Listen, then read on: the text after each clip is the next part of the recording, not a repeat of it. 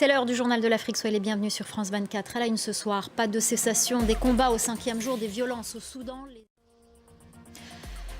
5e jour de combat et toujours pas de trêve au Soudan. Malgré les annonces des paramilitaires aux ordres du général Hamdeti, les combats n'ont pas cessé. Ils ont été intenses. Des milliers de Soudanais ont tenté de fuir la capitale Khartoum.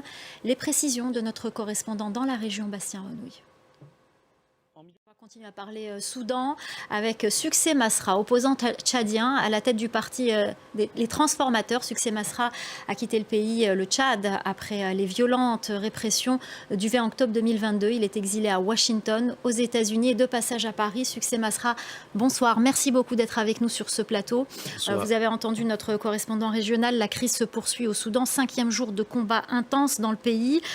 Tout d'abord, votre réaction sur ces événements.